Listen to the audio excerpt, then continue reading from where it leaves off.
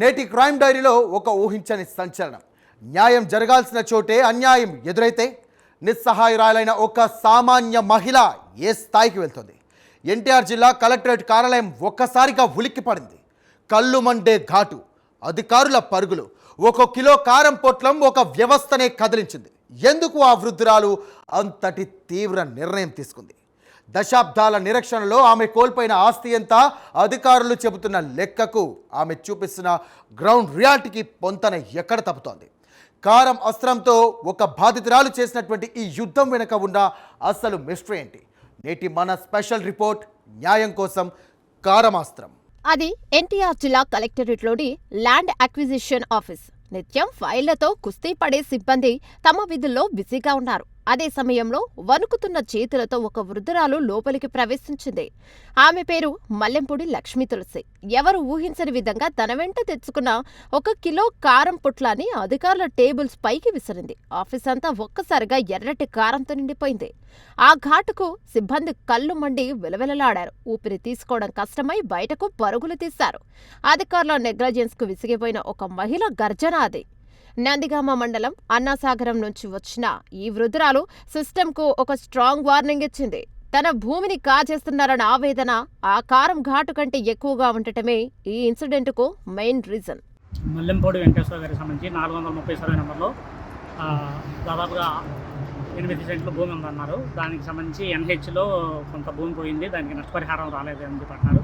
ఆ భూమిని సర్వే చేయించి మిగతా ఎన్ని సెంట్లు ఉందో ఆ ఎన్ని సెంట్లు కూడా నష్టపరిహారం ఇప్పించాల్సింది కోరుతున్నారు. దాని మీద సర్వే గురించి వచ్చామండి. వాళ్ళకి కనుక భూమి ఎలిజిబిలిటీ ఉంటే దాని ప్రకారం సర్వేలో ఎంత తేలితే దాని ప్రకారం రికమెండ్ చేస్తాం. రావాల్సిందంత యాక్చువల్గా 8 సెంట్లు అని చెప్పి అంటున్నారు వాళ్ళ డాక్యుమెంట్ ప్రకారం. ఆల్రెడీ ఇంతకుముందు 4 సెంట్లకి ఇచ్చారని చెప్పి అంటున్నారు. కానీ వాళ్ళేమో మాకు 6,50,000 పడింది అంటున్నారు. అంతకుముందు 7,500 పడింది అంటున్నారు. ఇవన్నీ కూడా మేము ఒకసారి చెక్ చేసి ఎన్ని సెంట్లకి పడింది, ఇంకా ఎన్ని సెంట్లకి వాళ్ళకి కాంపెన్సేషన్కి ఎలిజిబిలిటీ ఉన్నారు అనేది వెరిఫై చేసి సర్వే చేసి డీటెయిల్ రిపోర్ట్ ఇస్తాం. ఈరోజు అలా ల్యాండ్ ఇంకా ఎంత ఉంది భూమి మనకి అది వాళ్ళ ఫోటో వచ్చాం. వీళ్ళు పొద్దున్న మార్నింగ్ కలెక్టరేట్కి వెళ్ళారు.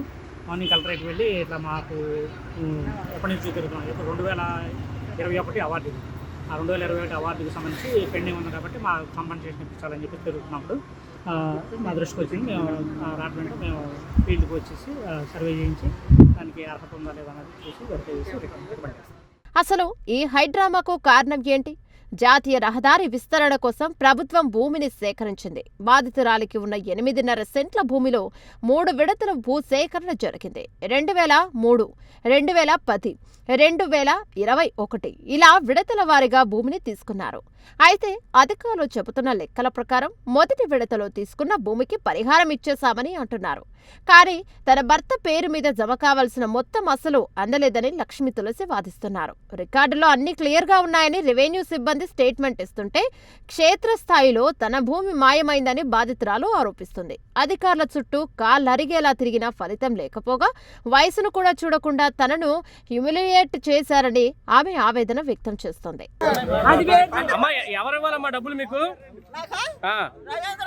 వీళ్ళిద్దరు కలిసి నాదేమో తక్కువ వేసిండు, వాళ్ళదేమో 75 మీటర్లకు వేసిండు డబ్బులు వేసి మొన్న వచ్చానండి. నేను 5వ తారీఖు నాడు వచ్చే నా కాగితాలు పాత కాగితాలన్నీ తీసుకున్నాడు, తీసుకొని ఎక్కించుకున్నాడు.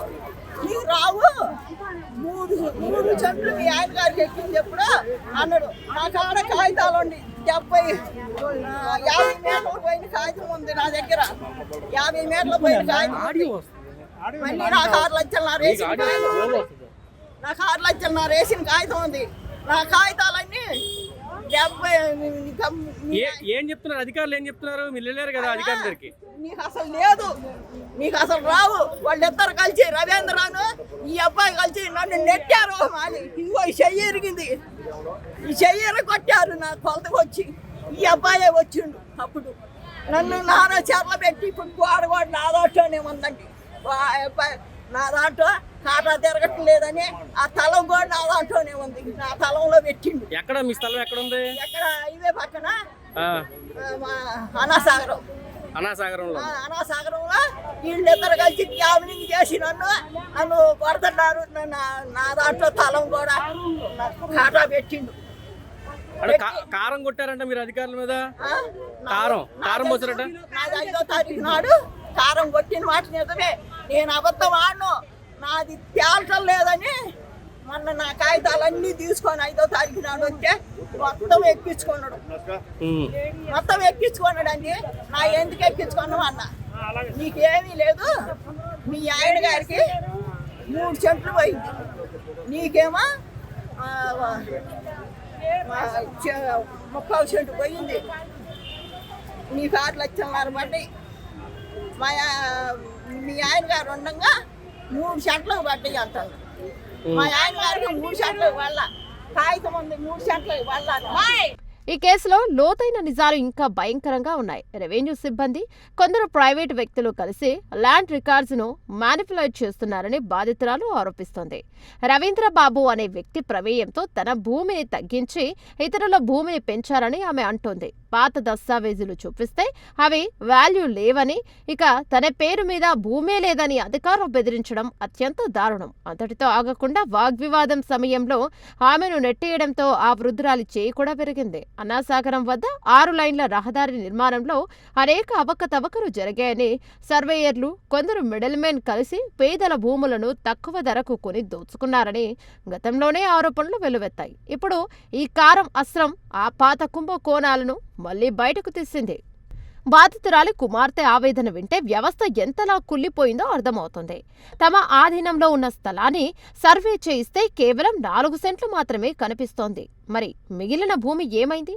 డాక్యుమెంట్స్ అడిగితే విజయవాడ పొమ్మని, విజయవాడ వెళ్తే లోకల్ ఆఫీస్కు పొమ్మని అధికారులు ఫుట్బాల్ ఆడుకుంటున్నారని ఆమె వాపోతుంది. తమ తండ్రికి సంబంధించిన భూమిని కూడా దస్తావేజులో మార్చేశారని వారు ఆరోపిస్తున్నారు. తమకు భూమి అన్నా కావాలి, లేదా దానికి సరిపడా మార్కెట్ వాల్యూ ప్రకారం డబ్బులన్నా చెల్లించాలని వారు డిమాండ్ చేస్తున్నారు. సార్ అనవసరం ల్యాండ్ అండి ఇది, మా అమ్మగారి ల్యాండ్ ఇది. మేము ఇప్పుడు దాకా ఈ డొంక పోయలేదు కాబట్టి మా ప్లేస్ ఇక్కడ బట్టికి ఉందనుకున్నాము. ఈ డొంక పోసిన దగ్గర నుంచి మా అమ్మ తిరిగి సర్వేకి పెడితే 4 సెంట్లే భూమి తేలుతుంది.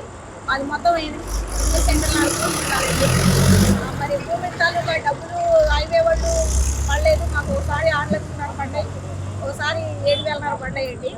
ఆ పేపర్స్ అడిగితే మీరు అక్కడ తెచ్చుకోండి అమ్మ పేపర్ వెళ్ళి, మరి ఇక్కడ 4 సెంట్లే చూపిస్తుందంటే విజయవాడ వెళ్ళిందండి మా అమ్మగారు. అయితే ఆయన లేదు, పేపర్ లేదు, ఏం లేదు, మీరు ఉన్నది నాకు కాలనీలో ఉంటుంది, మీరు రోడ్ ఆఫీసు అక్కడికి వెళ్ళి తెచ్చుకోండి అన్నారండి. 5వ తారీఖు మా అమ్మగారు వెళ్ళి అడిగితే అట్లా చెప్తే మళ్ళీ నేను వెళ్ళానండి. మా అమ్మగారు అప్పటి హాస్పిటల్కి వెళ్ళాలని వెళ్ళానండి. ఏంటంటే ఇలా చేశారంటే ఏంటంటే ఏం చేయలేదమ్మా, మా అమ్మగారేమో ఎక్కించుకున్నారని మాతో చెబుతుందండి. సహా ఎక్కించుకున్నారు, మీ నాన్నదే ఈ దస్తావేజులు 2 సెంట్లు ఎక్కించుకున్నారని చెప్పింది. మన పేపర్ అడిగితే వాళ్ళు ఇచ్చారంటండి పేపరు. మరి మా ప్లేస్ అన్నది వెళ్ళాలి, మాకు డబ్బులన్నా పడాలి కండి. ఒక సామాన్య మహిళ చేసిన ఈ పోరాటం జిల్లా కలెక్టర్ దృష్టికి వెళ్లడంతో ఇప్పుడు విచారణ ముమ్మరమైంది. బాధితురాలికి న్యాయం జరుగుతోందా లేదా అన్నది ఇప్పుడు స్టేట్ వైడ్ హాట్ టాపిక్ గా మారింది. కలెక్టరేట్లో కారం చల్లిన ఘటనతో జిల్లా యంత్రాంగం ఒక్కసారిగా అలర్ట్ అయింది. కలెక్టర్ లక్ష్మీషా స్వయంగా రంగంలోకి దిగి సీరియస్ ఎంక్వైరీకి ఆర్డర్స్ ఇచ్చారు. రెవెన్యూ అధికారుల టీం వెంటనే అన్నాసాగరంలోని బాధితురాలి భూమి వద్దకు చేరుకుంది. ఫోరెన్సిక్ స్థాయిలో డాక్యుమెంట్ వెరిఫికేషన్ చేస్తూ అప్పట్లో సర్వే చేసిన సిబ్బంది వివరాలను ఆరా తీస్తున్నారు. ఆరోపణలు వినిపిస్తున్న సర్వేలోని ఉన్న ప్రతి ఇంచు భూమిని మళ్లీ కొలుస్తున్నారు. బాధితురాలికి జరిగిన అన్యాయంపై ఒక హైలెవెల్ రిపోర్టు సిద్ధం చేయాలని కలెక్టర్ ఆదేశించారు. ఏ తప్పు జరిగినా సరే బాధ్యులను వదిలిపెట్టే ప్రసక్తే లేదని అధికారులు స్ట్రాంగ్ వార్నింగ్ ఇచ్చారు. చూశారుగా, కలెక్టరేట్ కార్యాలయంలో చల్లిన ఆకారం కేవలం ఒక వృద్ధురాలి ఆవేశం మాత్రమే కాదు, అది దశాబ్దాలుగా ఫైళ్ల కింద నలుగుతున్న ఒక నిస్సహాయురాలి ఆక్రందన. వ్యవస్థలోని లోపాలను, అధికారుల ఉదాసీతను ఆ కారం ఘాటు సూటిగా ప్రశ్నిస్తోంది. న్యాయం కోసం ఏళ్ల తరబడి ఆఫీసుల చుట్టూ తిరిగినా స్పందించని యంత్రాంగం ఇప్పుడు కారం అస్త్రం ప్రయోగించాక పరుగులు తీయడం నిజంగా దురదృష్టకరం. కేవలం సర్వేలు, టెక్నికల్ రిపోర్ట్ల పేరుతో సామాన్యులను ఇబ్బంది పెట్టకుండా గ్రౌండ్ రియాలిటీని గమనించాల్సిన బాధ్యత రెవెన్యూ అధికారులపై ఉంది. లక్ష్మీ తులసి లాంటి వారు ఎందరో బాధితులు తమ కష్టార్జితం కోసం ఇలాంటి తీవ్ర నిర్ణయాలు తీసుకోకముందే ప్రభుత్వం మేల్కోవాలి. ఈ కేసులో కలెక్టర్ గారు తీసుకున్న చొరవతో అయినా ఆ వృద్ధురాలికి తన భూమి, రావాల్సిన పరిహారం దక్కుతాయని ఆశిద్దాం. చూసారుగా, కలెక్టరేట్ కార్యాలయంలో చల్లినటువంటి ఆ కారం కేవలం ఒక వృద్ధురాలి ఆవేశం మాత్రమే కాదు, అది దశాబ్దాలుగా ఫైళ్ల కింద నలుగుతున్న ఒక నిస్సహాయురాలి ఆక్రందన. వ్యవస్థలోని లోపాలను, అధికారుల ఉదాసీనతను ఆ కారం ఘాటు సూటిగా ప్రశ్నిస్తోంది. న్యాయం కోసం ఏళ్ల తరబడి ఆఫీసుల చుట్టూ తిరిగినా స్పందించని యంత్రాంగం ఇప్పుడు కారం అస్త్రం ప్రయోగించాక పరుగులు తీయడం నిజంగా దురదృష్టకరం. కేవలం సర్వేలు, టెక్నికల్ రిపోర్ట్ల పేరుతో సామాన్యులను ఇబ్బంది పెట్టకుండా గ్రౌండ్ రియాలిటీని గమనించాల్సినటువంటి బాధ్యత రెవెన్యూ అధికారులపై ఉంది. లక్ష్మీ తులసి లాంటి వారు ఎందరో బాధితులు తమ కష్టార్జితం కోసం ఇలాంటి తీవ్ర నిర్ణయాలు తీసుకోకముందే ప్రభుత్వం మేల్కోవాలి. ఈ కేసులో కలెక్టర్ గారు తీసుకున్న చొరవతో అయినా ఆ వృద్ధురాలికి తన భూమి రావాల్సిన పరిహారం కూడా దక్కుతాయని ఆశిద్దాం.